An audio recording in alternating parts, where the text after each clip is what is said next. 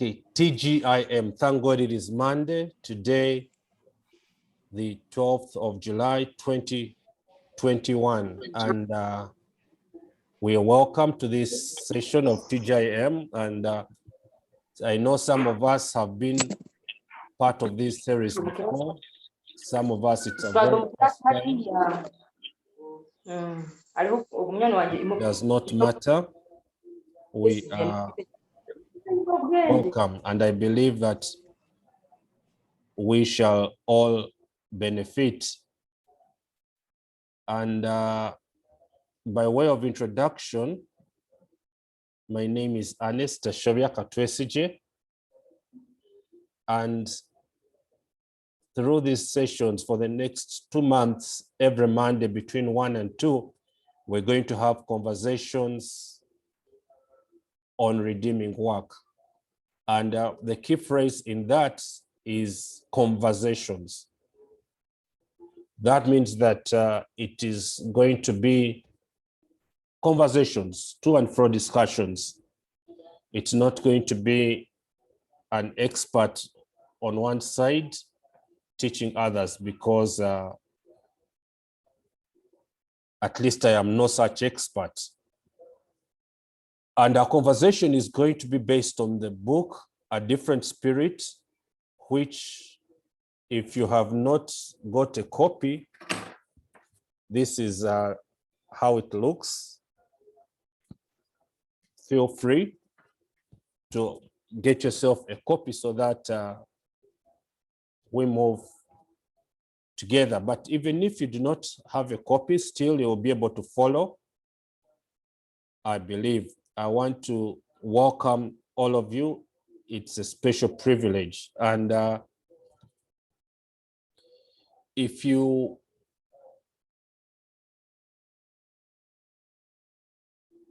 I encourage all of us to go through all the sessions.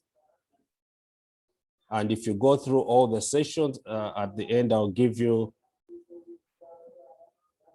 my special gift, which will be a special copy of the book with a certificate engraved in it. But feel free whenever you're able to be part of this. And this is a poem that I wrote as we start.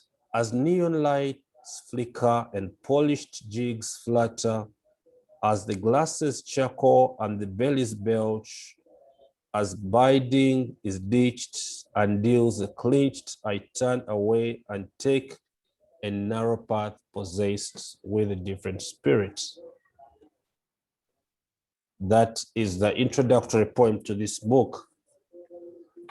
And the purpose of these conversations is to review our mindsets about work, to build a biblical view of work, to raise a workforce with a different spirit, a godly spirit, and lastly, to build consensus on how we can approach work productively. I am hoping that through these sessions, we can have a conversation. Many issues, each of us, I believe, has had their own experience about work, maybe positive, maybe negative, maybe sometimes even discouraging. And yes, we can talk through these things. We can talk through these aspects. And I hope that we can make this discussion as interactive as possible, to the extent that we are comfortable with it. So this book, A Different Spirit, basically it redefines work.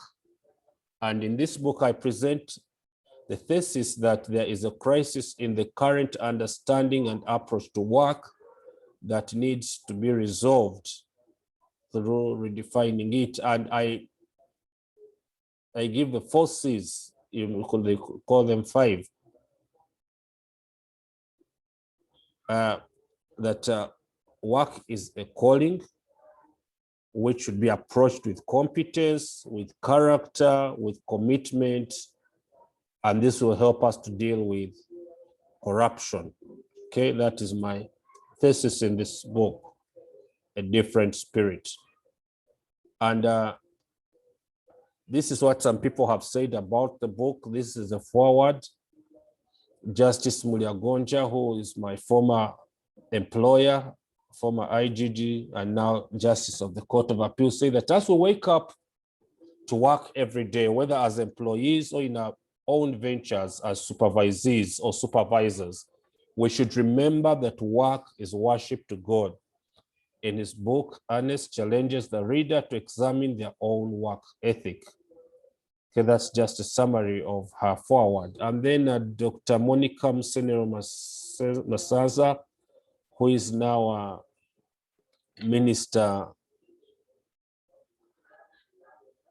says this book combines biblical and practical teachings and illustrations to paint for us how we should approach work. It shares valuable attributes that, if followed, would turn one into an enviable worker. Okay, that is Tupo's testimony about the book. And these conversations today, we are going to look at to discuss about the crisis in work. And then we shall look at the illustration of Daniel as a man who had a different spirit. The third session will be about work as a calling. The fourth about competences for work. The fifth, the place of character. Then commitment to service, dealing with corruption, and we shall crown it all with developing a different spirit. So those are going to be 8 sessions, 8 consecutive Mondays, 1 to 2 p.m. I hope that we can all be part of these conversations and that we can invite our colleagues as well to join in. Once again, I want to appreciate you all for joining in.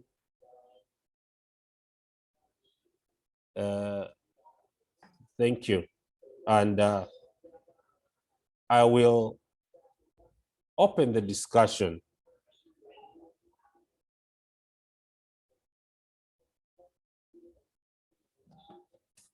The typical employee. If I could ask, how would we describe the typical employee in Uganda today? What has been our experience?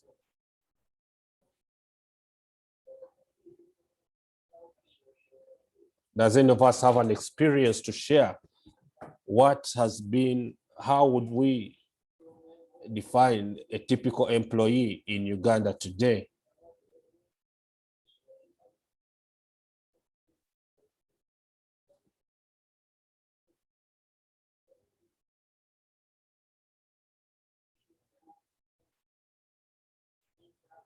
Yes, anyone? Okay, yes, Mamia Pofia, you're welcome. Mamia Pofia. Pofia is my mom. Yes, go ahead. I'm sorry I came in late as well, so I missed most of your introduction. But I'm wondering if we actually do have a typical employee. I've seen differences in the way employees act out, depending on which organization I have been in. I've been in organizations where people love their work and they they enjoy it, they come in time, they do what they are supposed to do because the environment is conducive for that. I've also been in places where the employee acts very negatively, doesn't do what they are supposed to do unless they are pushed and cajoled.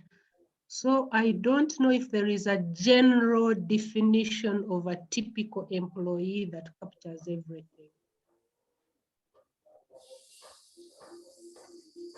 Okay, thank you for that submission. And I think I agree with you that you will find different kinds of employees. You will find some that are energized to come to work every day. And you'll find other places where you have to cajole them. Any other contribution to this question, the typical employee? Do you agree with Madame Apofia? Do you disagree?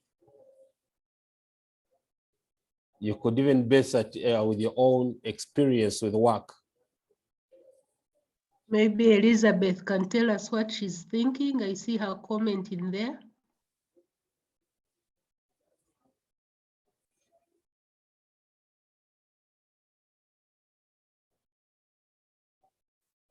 Wow. Okay, I will read it. Maybe at times people.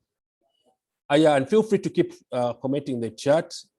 Elizabeth says that the typical employee reports at 8 a.m. or later, does whatever is at the desk in accordance with set targets and leaves at 5, and the process gets repeated. Juliet says one who has a contract with an employer and offers what is spelled out for a return or what is offered. And Brenda says a typical employee does not go beyond the call of duty. Okay, thank you for these observations and keep them coming, and feel free, if you're able to talk, feel free as well to give your input verbally. I agree with you that many times the environment will dictate or will determine how an employee behaves. But if we were to look at the bigger percentage in an average job, do we actually give up to what our contract expects of us? I will look at lockdown. How many of us are still fulfilling our targets in lockdown? How many of us are still putting in that extra work? Okay, Gloria says a typical employee is one looking for a solution to a problem: food at home, school fees, medical care, and sometimes just to sustain a certain lifestyle. So, Gloria, are you suggesting that the typical employee is actually not looking to solve the problem, but looking to solve their problem? Because the question could be, whose problem am I trying to solve? Gloria, do you want to speak into that? Do you feel that the typical employee is trying to solve their problem and not? Okay, of course. Yes, she says to solve their problem. And Brenda comments about lockdown. We are trying our best to meet targets, but we basically cannot because of lockdown. I'll give you my personal experience, and maybe with the ministry. Maybe before I share my personal experience, does any of us want to share an experience they have had with a government office that they went to? How they were treated or what happened? Does any of us have an interesting story to tell about the experience with the government office?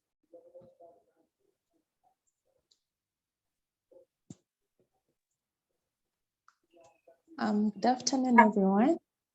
Good afternoon. Oh, This yes. is Tim. Can you hear me? Yes, we're hearing you.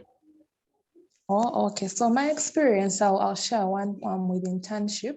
I was working with Kampala Capital City Authority, And on the very first day, I was of course very excited to go to work. I know everybody is serious here. I had my notebook, so I get onto the computer, and the first person who walked in at about, I think 9:30, coming to 10. And so they're wondering why we are so serious, why we've come so early. They tell us to relax and, just ease into the work. So it was a bit of a shock for me, because I think the idea I had come with is that, everyone is serious, people are meeting targets, people are doing all this. But then there was, I think, a laid back attitude by quite a number of the people who were there at the time. Okay, thank you for sharing that experience, Elizabeth. And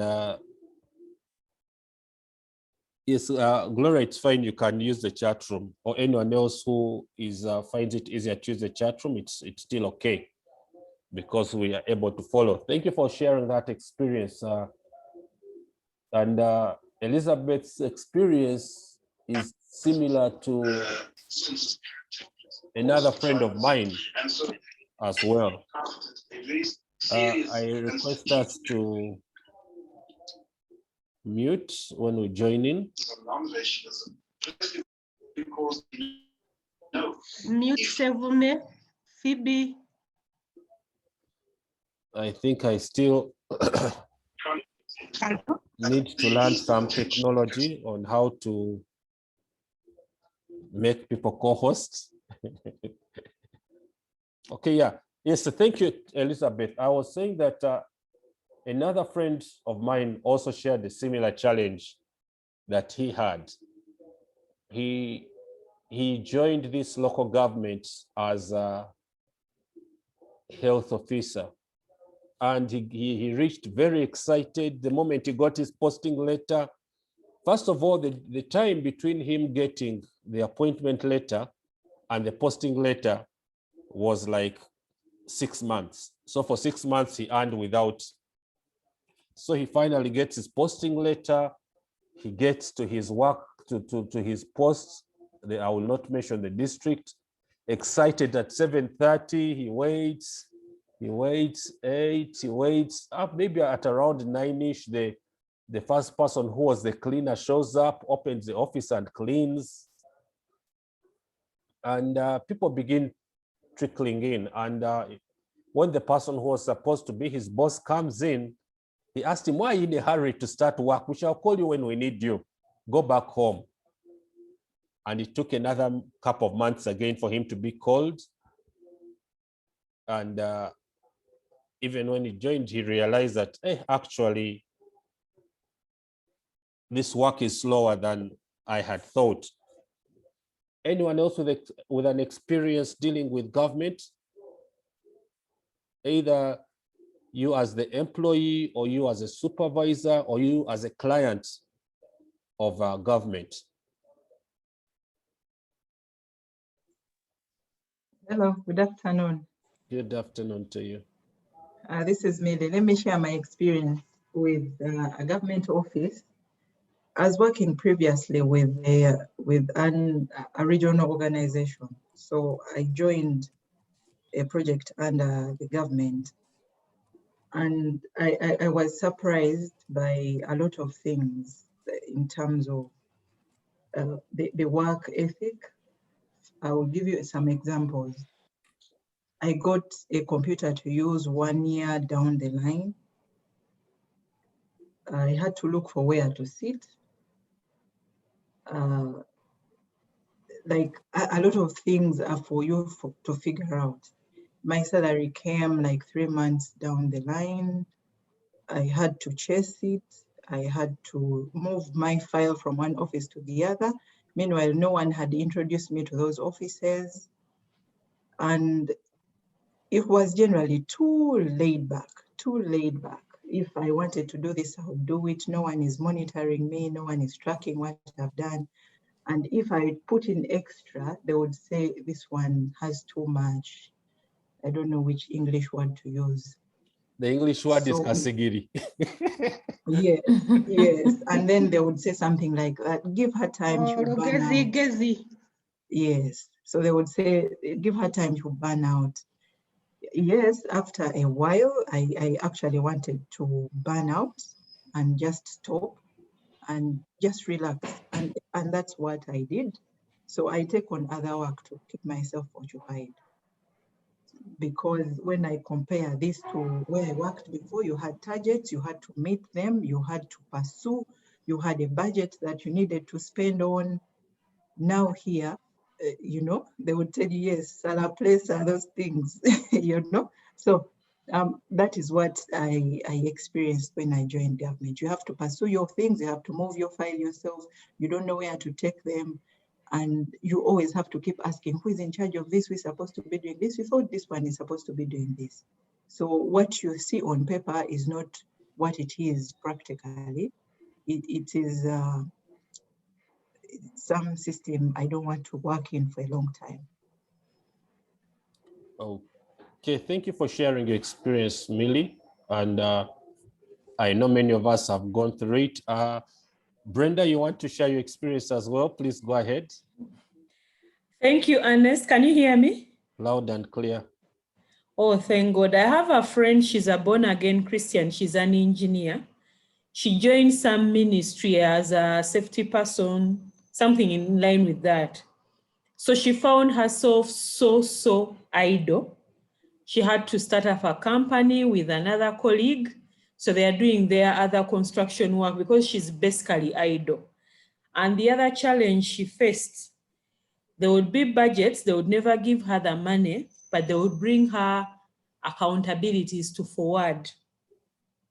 So I cautioned her that she would be in trouble in future, because for as long as she's putting her signature on those accountabilities, she's acknowledging them for no work done. So I warned her, and then she said, now if I'm told if I don't comply, I will lose the job. So she decided that she's going to look for alternative work because she cannot work in such an environment. Another challenge she faced, they work in an environment where for a file to move from one step to another, especially service providers to get payment, they have to keep bribing at every stage. So by the time people are paid their money, it's almost meaningless. Those who are used to the system, sometimes they inflate the costs to cater for the kickbacks. Thank you. Okay, thank you for sharing those experiences. And actually, I will tell you this, what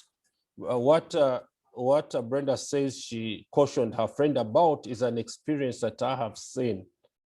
I have seen a person prosecuted actually for doing that. The poor man had not eaten the money, but because he was the line, he was the line officer, and he had signed on the documents, he got himself prosecuted. So yes, you are right. We find ourselves in these scenarios where we don't know what, maybe we don't know what to do. Maybe the system, like Madame Apofia mentioned at the beginning, the system beats you into a certain way of working. I'll share my own experience, this time not as an employee, but as a client. And I went to this ministry and I needed services.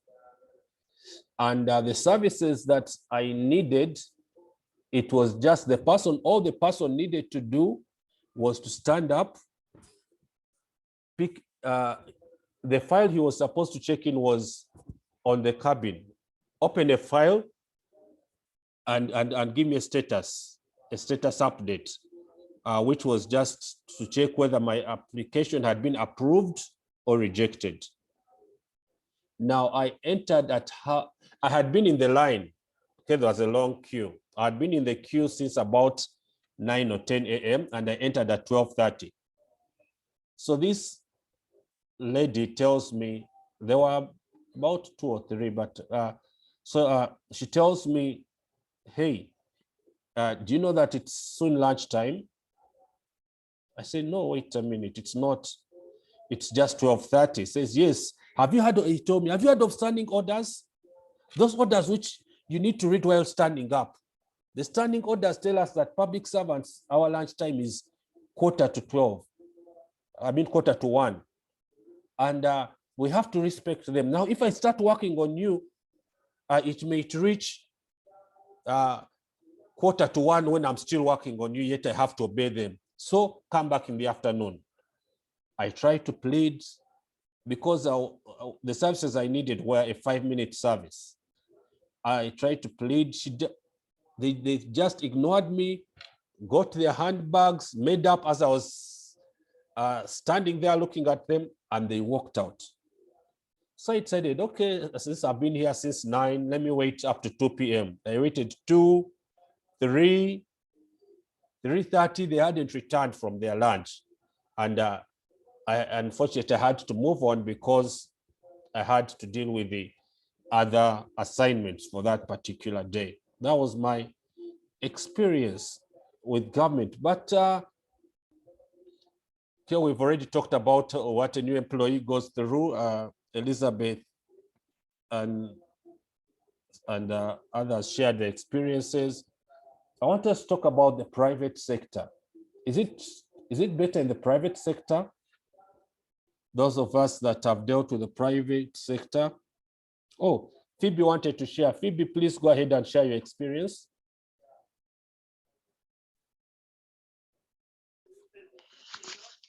Okay, I'll be brief. For me, actually, it ends your profession. We had the court case here in Naguru. I think it is a family court like that. It happened to be a Friday. We were there as early as 7:30. Then we waited and waited, and then lunchtime came. And then they told us that the judge was going for lunch. So we decided to wait. My brother is a lawyer, but he made a comment that this judge, he could actually end up in Mbale for lunch. And we took it as a joke. So we waited. And then being a Friday at 4:30, they come and tell us that the judge, actually, he has traveled to Mbale and he's unable to come. It was so crushing. You know, you see people, families have traveled distances, and actually it happens. It actually happens as somebody joked about it.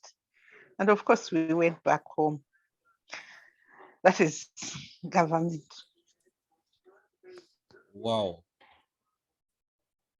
Wow, wow, wow, wow. I was hoping no one would would talk about courts. But yes, I agree with you. Definitely our judicial system cannot escape. It is it's one of those things that would just frustrate you. Usually when I get friends come and talk to me about, of course, for those that may not know me, I'm a lawyer by profession. I work with government, so I do not take on private instructions. But many people come up to me for advice. And usually the advice that I give them is settle the matter out of court. That is my standard advice. Settle the matter out of court. Person comes, this person has cheated me, sit down and resolve. Because I know that the moment court comes into question, okay, Brenda tells us that she went to court in Sironko and was told that the magistrate had last been seen 3 weeks ago. Yes, unfortunately, courts, which should be the temple of justice, instead the abyss of injustice. So I was asking, the private sector, is the story different in the private sector? Do we have someone who can share with us an experience from the private sector? I can share. Yes, is that Juliet? Yeah. Okay, yes, go ahead, Juliet.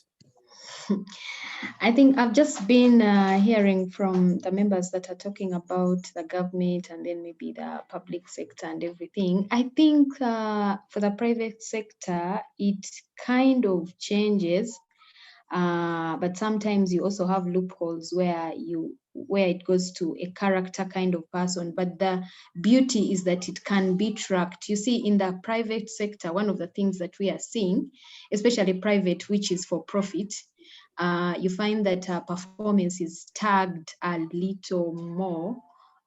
Is connected to remuneration. Now, like these things we've been seeing people coming to office, maybe, like someone takes a year to get a desk and all those other things, because the KPIs are clear. Like you will be paid based on what you've offered. So if I've not worked, I have no desk, that idea means that I cannot actually claim that I'll get to be paid and all that. So because of that kind of alignment in terms of systems and structures, I don't want to say government doesn't have systems and structures, but I think when it comes to the little bit of the result, it's so clear that you pull up your socks. Let me give you an example. I was working for a telecom at some point, and I found that, as individuals, many times we want to beat the system. So at this telecom, the first time HR asked us to register in books as we walk into office. Like you have to put your name in the book and say time in, time out.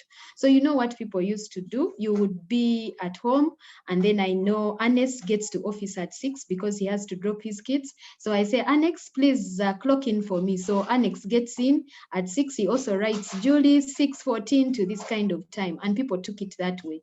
But later, our HR came in and had to revisit, because it's not just a book that sits there. There is an outcome expected of that. So they said, okay, they realized people were writing for others and everything. So it got into now the biometrics, which were cards. Like you have a staff card that actually gives you access. So what we would do, again, like I said, people beat the system. I can give my card to someone, so for purposes of being paid. So you walk in with your card, swipe, enter, put your stuff, then come back with my card, swipe. And we used to have, like guards even as we are entering in. So my card is there, it is swiped in, the system is going to pick that I walked in at 8 and probably left at 5. Yet I maybe came in at a little bit like 10 and left at 1, because every time you would get to the entrance, a guard would help you with his swipe card as well. You can still get in. So now, like I said, because the measures are so critical, as HR was revisiting that process, they actually realized that there are people who are beating that system. So it moved now to not even just your swipe card, to your biometrics. So you see the biometrics is very clear. I have to put my finger and then enter, and then what time I come in. So things like that. Of course, the story is that even that somehow would be beaten, but it was much easier. So for the private sector, I think because the mechanisms come a lot clear, and it's based on how much I give in and what the return is, there's that traction, and you find that you kind of mitigate. Yeah. Okay, thank you, Julie. So what I'm hearing is that in your experience, yes, there were systems, but the endeavors to beat the system were really competing, that there was a serious urge to beat the system. Each system that would come up, there would be an endeavor to beat it even more. Another system comes in, beat it even more. Okay, so there's that tendency to want to beat the system. Yes, Phoebe. Yeah, but also, Yes. much as the system comes through, because like you see, even in government, that system might be there. As people are beating the system, the supervisors of the systems were alert to this beating. Now, in some places, you find people who are complacent.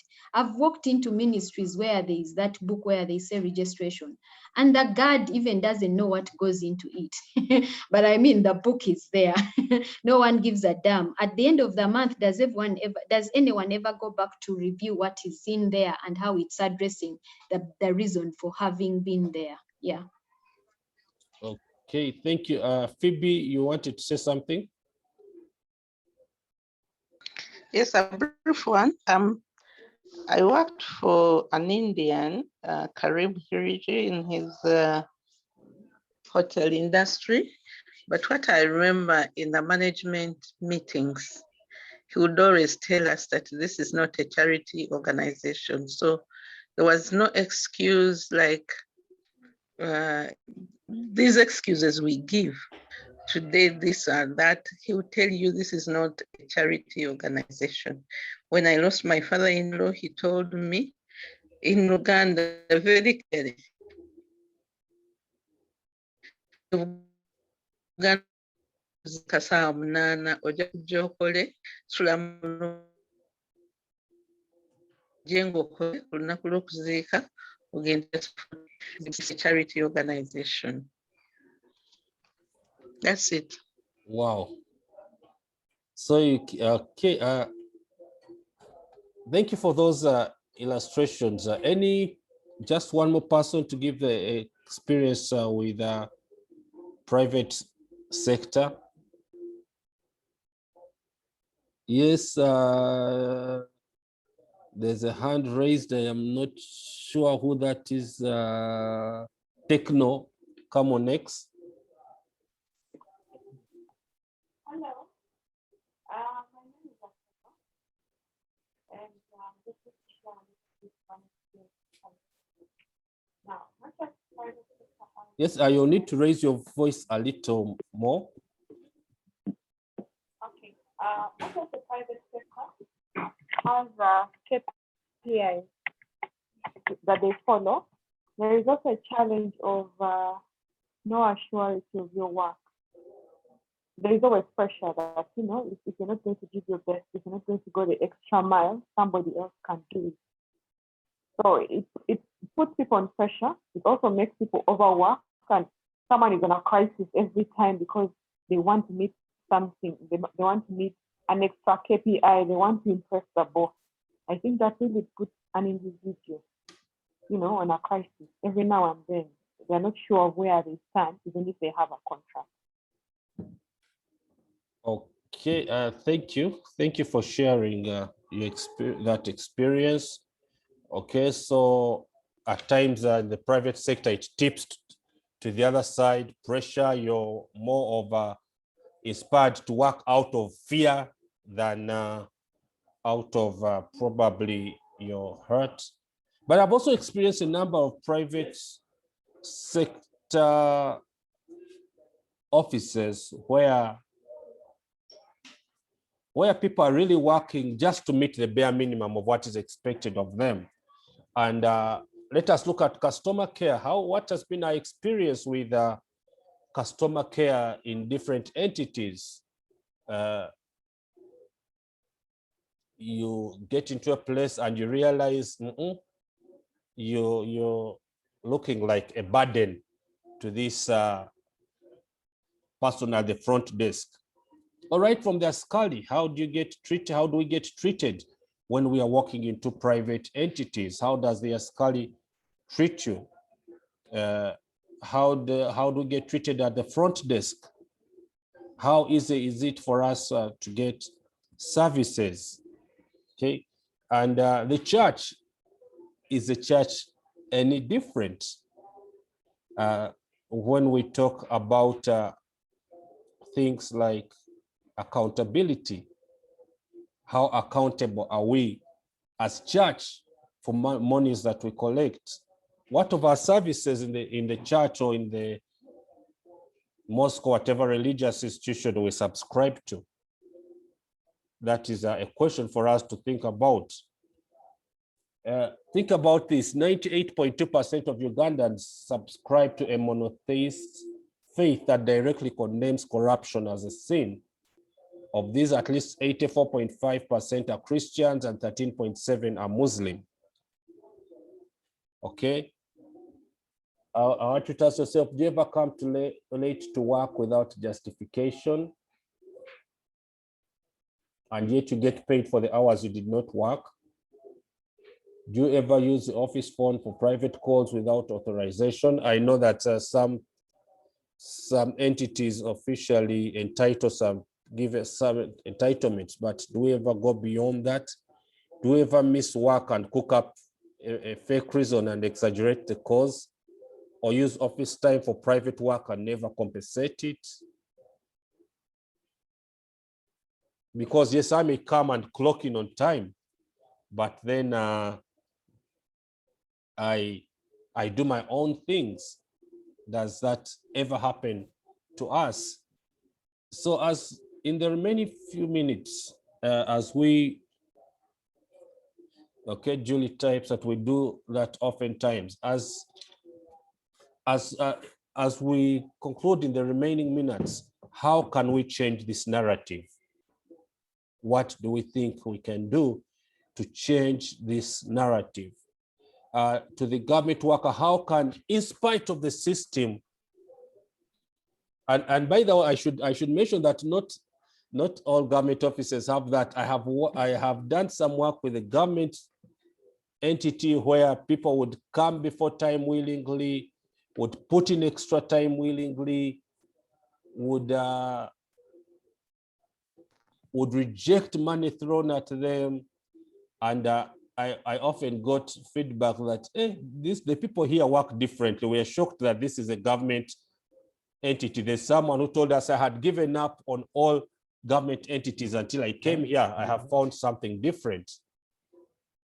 So my question in the remaining few minutes is, how can we change this narrative, whether in government or in the private sector?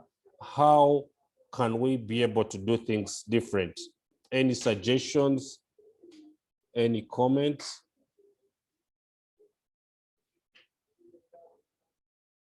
And as we reflect upon that, in order to enable me keep an attendance, please send me direct message of the name, phone number, and email if you are comfortable with it.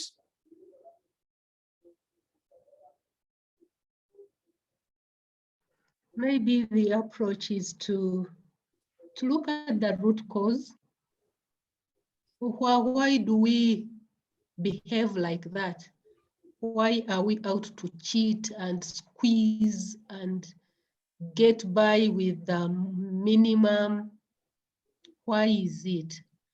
Is it a general human failure? Is it upbringing? Is it failed systems? What is the cause? Then once we know the cause, then we would know how to tackle it. Okay, thank you for that contribution.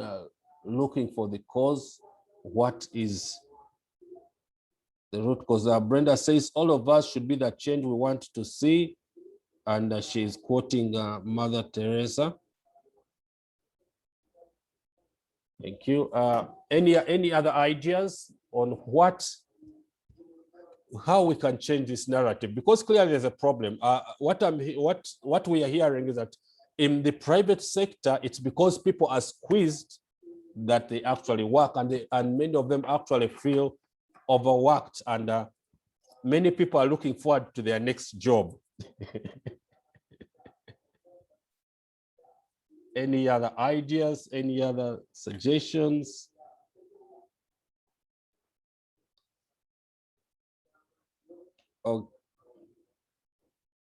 Okay, Brenda, do you want to explain this? You say that for those in government employment, we should lobby relevant NGOs for advocacy against existing evils.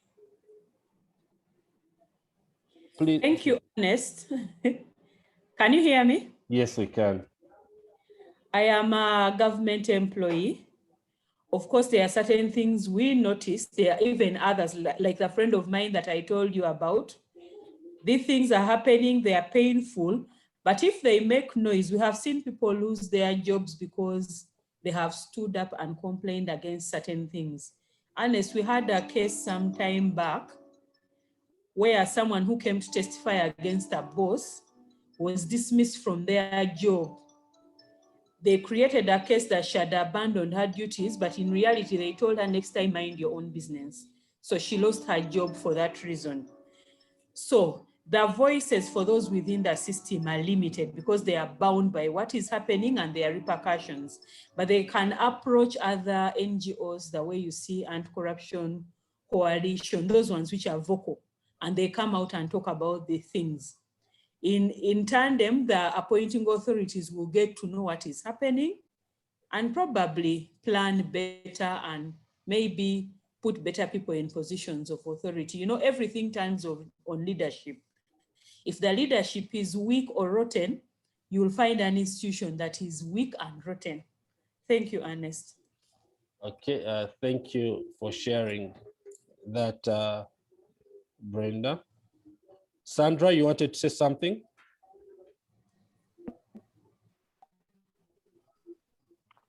Yes, I wanted to say that I think this starts with us as individuals. This could also come from us women. And the kind of cultures that we If you can increase your volume a little bit.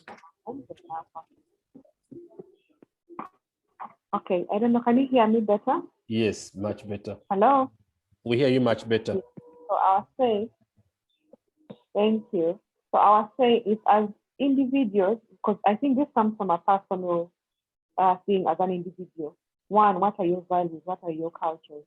I remember a place that I used to work at, and people would come in at 9 and I would come in at 7:30. And the boss always walked in and phoned me in. And he wondered, what is wrong with you? For the 2 years I worked there, and I said, according to my contract, I should be here at 8. So I prefer to come here at 7:30 and then leave at 5 as I'm supposed to be, as I'm supposed to do. So one time he then asked me to do work after 5. And I'm like, boss, I apologize, but I have other things that I had planned to do. So then he makes us wait. You are my employer. And I told him, sir, not to be rude, my contract actually ends at 5. And unfortunately, I have other things that I had planned for. So I request to leave and I apologize for disappointing you. So one, I know that I come in time. I know that I do the work I'm supposed to do, and I know what time I'm supposed to leave. If there is any extra time, I would expect an employee to respect you enough to also notify you and let you know that. But as an individual, you should be able to accord that respect to yourself so that your employer can actually do the same. So if this culture starts with an individual, then it just flows on the rest. If a boss alone can do this for themselves, the employees can as well copy it. Wow, thank you very much, Sandra. That is very inspirational. We need to know our values and to be able to stand by our word. If we sign the contract saying we should be at work at this time, let us be there. Juliet says, understanding it starts with you. The world is watching you as you get to do the right thing, even amidst the chaos. It might be the sacrifice, but it will surely send a message. Thank you, Juliet, for that. Yes, and as we come to a conclusion, because our time is up,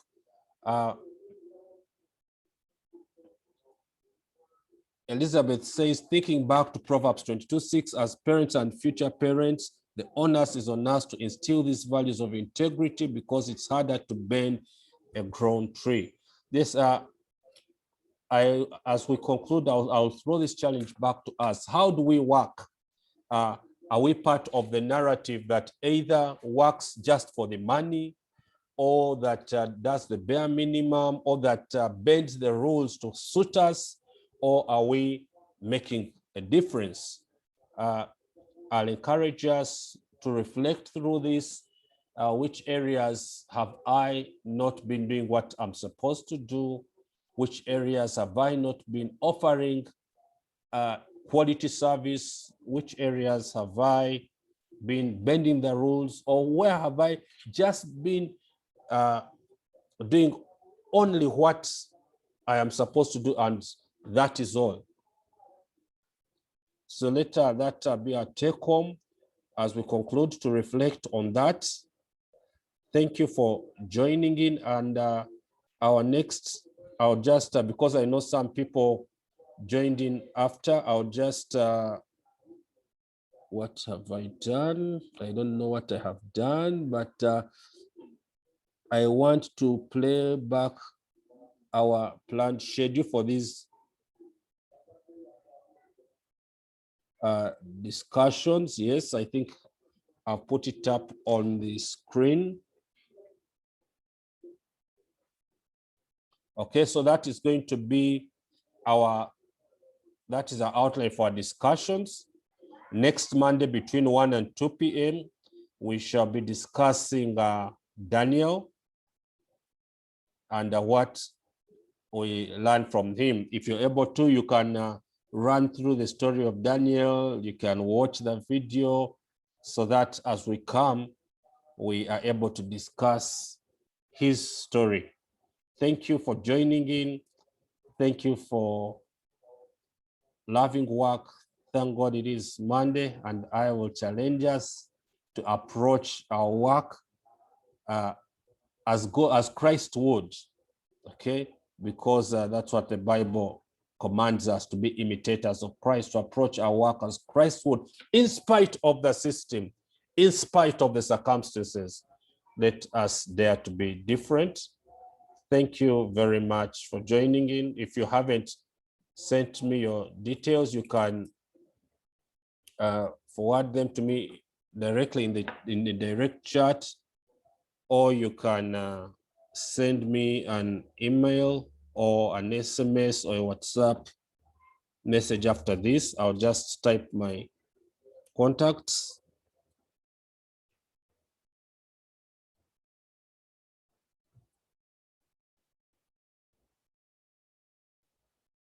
Otherwise, thank you for joining in. I wish us a blessed afternoon. I hope that this has been beneficial to us as well. Feel free to send me a message, giving me a comment, feedback about how the session was, what you liked or what you did not like, and what could be done better. God bless you all, and I wish us a blessed afternoon. Thank God it is Monday.